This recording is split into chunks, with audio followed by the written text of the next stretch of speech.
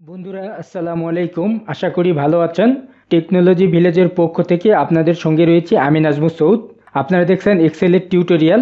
এই ভিডিওতে আমি আপনাদেরকে দেখাবো আপনারা যদি এক্সেলে একটি পূর্ণাঙ্গ কোনো টেবিল তৈরি করতে চান এবং সেই টেবিলের মধ্যে ডাটা রাখতে চান, সেটি আপনারা কিভাবে করবেন আমি এখন এই ভিডিওতে সেই বিষয়ে আলোচনা করছি। যেমন এইখানে দেখুন, আমি এখানে একটি ছক নিয়েছি। এই ছকটি যদি আপনি এক্সেলে তৈরি করতে চান তাহলে কিভাবে করবেন আমি এখন প্র্যাকটিক্যালি আপনাদেরকে পুরো কাজটি করে দেখাচ্ছি কিভাবে আপনারা এই কাজটি করবেন। প্রথমে আমাদেরকে এই টেক্সটগুলো এক্সেলে অ্যাড করতে হবে। আমি তাহলে শুরুতে এই টেক্সটগুলো আমার এক্সেলে অ্যাড করি, অর্থাৎ টাইপ করে নেই।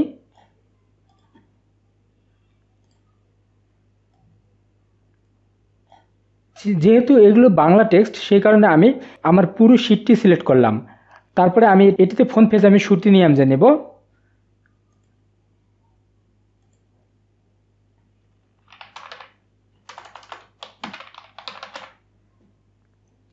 সুতি নাম যে সিলেক্ট করলাম এবং ফন্ট সাইজটা আপাতত আমি 14 দিচ্ছি, প্রয়োজনে আমি কম বেশি করতে পারবো। তারপরে আমি এখানে টাইপ শুরু করছি। আমি আপাতত এই টেক্সটগুলো এখানে অ্যাড করলাম। এখানে দেখুন, যখন আমি এই বইয়ের নামগুলো লিখেছি এগুলো ভিতরের দিকে ঢুকে গেছে। আমি যদি এই সেল সাইজটি একটু বড় করে দেই, কলাম সাইজটি একটু বড় করে দেই, তাহলে দেখুন নামগুলো এখন ধীরে ধীরে বের হয়ে আসছে। এগুলো আমি বড় করে এটি আমি শো করাতে পারি। অন্যভাবে আমি এই লেখকের নাম এটিও শো করছে না, এটি আমি শো করালাম এবং এখানে ক্যাটাগরিটা একটু বড় দরকার, আমি একটু বড় করে দিলাম। আর আপনারা ইচ্ছা করলে ফন্ট সাইজটি একটু ছোটও দিতে পারেন। আমি ফন্ট সাইজটি একটু একটু ছোট দিচ্ছি।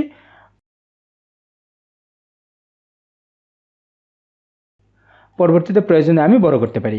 অন্যান্য যে বিষয়গুলো রয়েছে এগুলো আমি পরে অ্যাড করছি। এখানে প্রথমে এই রোতে আমি আমাদের যে হেডিংগুলো সেগুলো এখানে অ্যাড করেছি। আর এখানে আমাদের ইনভেস্টের এখানে দুইটি বিষয় রয়েছে, একটা হচ্ছে লেখক এবং আরেকটা হচ্ছে প্রকাশনী। সেই কারণে এখানে আমি পরের রোতে আমি এই দুটি টেক্সট এই জায়গায় নিয়েছি। এখন আমরা এগুলো মার্জ করে এগুলো সাইজ করব। যেমন প্রথমে এখানে ক্রম থাকবে, ক্রমটা এই জায়গায় থাকবে, বইয়ের নামটা এই জায়গায় থাকবে। এখন এগুলো সব ঠিক থাকবে। এইটি আমরা মার্জ করব, এই ক্রম এটি মার্জ করব। আমি এটা মার্জ করছি।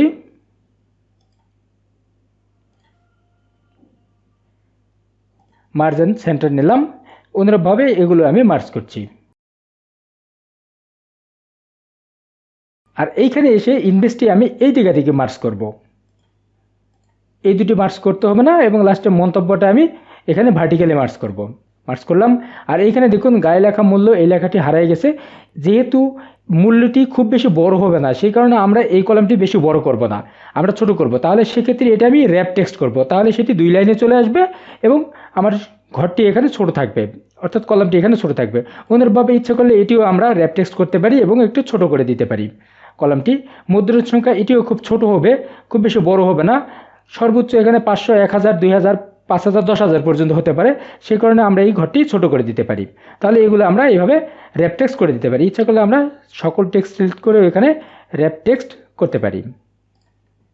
তারপরে আমরা এগুলো সেন্টারে দিতে পারি, হরিজন্টাল এবং ভার্টিক্যালি উভয় দিকে সেন্টারে দিলাম। তারপরে এইগুলো আমরা বোল্ড করে দিলাম। এখানে আপনারা যদি ক্রম যদি অটো নিতে চান, আমি এখানে 1 লিখলাম। তারপরে এটি যদি আমি ফিল হ্যান্ডেল ড্রাগ করে আনলাম এবং এখানে আমি সিরিজ ফিল করে দিলাম। এগুলো আমি এখানে সেন্টারে আনছি, তাহলে সেন্টারে চলে আসলো।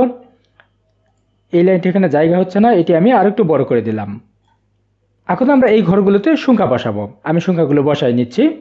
আমাদের সংখ্যা বসানোর কাজ শেষ। এখন আমরা সংখ্যাগুলো এডিট করব। এখানে দেখুন মুদ্রার সংখ্যা এবং গায়ে লেখার মূল্য, এগুলো ইচ্ছা করলে আমরা মিডিলে দিতে পারি এবং পৃষ্ঠা ফরম্যাট এগুলো মিডিলে দিতে পারি। আমি এগুলো সিলেক্ট করে এগুলো আমি সেন্টারে দিয়ে দিলাম। এবং সর্বমোট খরচ, এটি যেহেতু একটি অ্যামাউন্ট, তাহলে সেক্ষেত্রে এটিতে আমরা যদি কোমা দেই এবং পরে যদি 0.00 দেই তাহলে সেটি অ্যামাউন্ট বোঝা যাবে। তাহলে এটার ফরম্যাটটি আমরা একটু চেঞ্জ করব। ফরম্যাট চেঞ্জ না করে সরাসরি আমরা যদি এখানে কোমাতে ক্লিক করি তাহলে দেখুন এখানে কোমাও চলে আসছে এবং 0.00 চলে আসছে এবং এখানে ফরম্যাটটি চেঞ্জ হয়ে অ্যাকাউন্টিং ফরম্যাট হয়ে গেছে। অনুরূপভাবে এগুলোতেও আমরা একই কাজ করতে পারি। আর এখানে একটি বিষয় লক্ষ্য করুন, এখানে কিছু ফাঁকা রয়েছে, যেমন এটি ফাঁকা রয়েছে, এটি ফাঁকা রয়েছে। এই ফাঁকাগুলোতে আমরা যদি ড্যাশ দিতে চাই তাহলে সেক্ষেত্রে এখানে আমরা 0 লিখব। তাহলে দেখুন এখানে অটো ড্যাশ চলে আসছে, কারণটি হচ্ছে এটি আমরা অ্যাকাউন্টিং ফরম্যাট করেছি। এটাতে আমি 0 লিখলাম, তাহলে দেখুন এখানে অটো ড্যাশ চলে আসছে। তারপরে এখানে কিছু স্পেস রয়েছে, ইচ্ছা করলে আপনারা এই স্পেসটিও কমাতে পারেন। তারপরে এখানে মন্তব্যের ঘর রয়েছে, মন্তব্যে আপাতত আমি কিছু লিখি নাই। এখন আমরা যদি এটিতে একটু বর্ডার দিতে চাই তাহলে সেক্ষেত্রে আমি এই পুরোটি সিলেক্ট করলাম। তারপরে এইখান থেকে আমি অল বর্ডারে ক্লিক করলাম, তাহলে দেখুন এটিতে বর্ডার চলে আসছে। এরপরে আমি যদি এই উপরের এই টেক্সটটি আবার ফরম্যাটিং করতে চাই, তার আগে আমি এটি প্রিন্ট প্রিভিউ দিয়ে দেখি এটি আমার কেমন প্রিন্ট আসছে। আমি এটি A4-এ নেব না লিগালে নেব এবং ল্যান্ডস্কেপে নেব সেটি আগে বলে দিতে হবে। এটি যদি আমি লিগালে ল্যান্ডস্কেপে নিতে চাই তাহলে সেটি আমি আগে ঠিক করে দেই। আমি এখান থেকে পেজ সেটআপের বক্স আনলাম, এখানে আমি লিগাল সিলেক্ট করছি এবং এটি আমি ল্যান্ডস্কেপ করব, ল্যান্ডস্কেপ সিলেক্ট করলাম, তারপর ওকেতে ক্লিক করলাম। তারপরে আমি যদি এটি প্রিন্ট প্রিভিউ দেখি তাহলে দেখুন এখানে বেশ কিছু স্পেস রয়েছে। তাহলে আমরা এখানে ফন্ট সাইজটা আরেকটু বড় করে দিতে পারি। আমি অল সিলেক্ট করে এখানে ফন্ট সাইজ 14 করে দিলাম এবং সেই সঙ্গে আমি এই রোগুলো ইচ্ছা করলে টেনে টেনে একটু বড় করে দিতে পারি। চেষ্টা শুরু করি, দেখুন প্রিন্টার লাইন এ জায়গায় শো করছে, তাহলে আমরা এখানে আরও বেশ কিছু বড় করে দিতে পারি।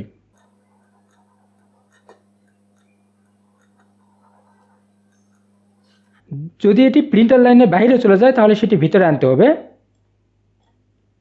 যেমন দেখুন মন্তব্যটি এটি প্রিন্টার লাইনের বাইরে চলে গেছে, তাহলে সেক্ষেত্রে এগুলো আমরা আরেকটু ছোট করে দিতে পারি। ছোট করে দিয়ে সেটি আমি প্রিন্টার লাইনের ভিতরে আনলাম। এরপরে আমি এই উপরে টেক্সটগুলো এডিট করছি।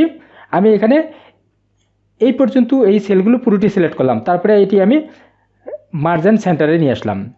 অন্যভাবে আমি পরের লাইনটিও করছি এবং এই লাইনটিও করছি।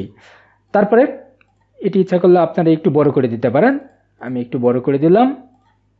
আর এই জায়গায় যদি একটু স্পেস দিতে চাই তাহলে সেক্ষেত্রে এখানে আমি নতুন একটি রো অ্যাড করতে পারি। তাহলে সেক্ষেত্রে আমি এখানে ইনসার্টে ক্লিক করলাম, তাহলে দেখুন এখানে নতুন একটি রো চলে আসছে। আর এখানে যেহেতু আমি বর্ডার নিয়েছিলাম ইতিপূর্বে সেই কারণে এই বর্ডারটি চলে আসলো। আমি এইখান থেকে এই বর্ডারটি রিমুভ করে দিচ্ছি।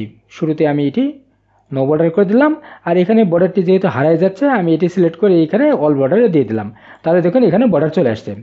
এখন আমি যদি এটি প্রিন্ট দেই তাহলে দেখুন এভাবে এটি প্রিন্ট আসবে। এরপরে আপনারা যদি টোটাল করতে চান, যেমন এখানে সর্বমোট খরচটা কত হয়েছে এটি যদি আপনারা টোটাল দেখতে চান তাহলে সেক্ষেত্রে আমি এই কটি সেল সিলেক্ট করলাম এটি সহ, তারপরে এখানে আমি অটো সামে ক্লিক করলাম, তাহলে দেখুন এখানে টোটাল চলে আসছে। অনুরূপভাবে আপনারা যদি এই পাশে এই টোটালগুলো নিতে চান এটি আমি টেনে আনলাম, তাহলে এই পাশে টোটালটা চলে আসবে, এটি আমি বোল্ড করে দিলাম এবং লাইন নিচ্ছি এবং এটি আমি মার্জ করে দিয়ে এই জায়গায় লিখে দিচ্ছি মোট, তাহলে এখানে আমি টোটালটা পেয়ে গেলাম। এরপর আপনারা এর ভিতরে যদি নতুন কোনো ডাটা অ্যাড করতে চান অর্থাৎ নতুন কোনো বই অ্যাড করতে চান তাহলে সেই ক্ষেত্রে এখানে ডান বাটনে ক্লিক করার পরে ইনসার্টে ক্লিক করবেন, তাহলে দেখুন উপরে এখানে নতুন আরেকটি রো চলে আসবে, এখানে আপনারা নতুন তথ্য অ্যাড করতে পারেন। এই ভিডিওতে আপনারা দেখলেন কিভাবে এক্সেলে একটি টেবিল তৈরি করতে হয়, টেবিলটি ফরম্যাটিং করতে হয় এবং টেবিলের অন্যান্য কাজগুলো করতে হয়। আশা করি ভিডিওটি আপনার বাস্তব জীবনে কাজে লাগবে। যদি ভিডিওটি ভালো লাগে তাহলে লাইক করুন এবং শেয়ার করে অন্যদেরকে দেখতে সহায়তা করুন। পরবর্তী ভিডিও দেখার আমন্ত্রণ জানিয়ে শেষ করছি। ধন্যবাদ।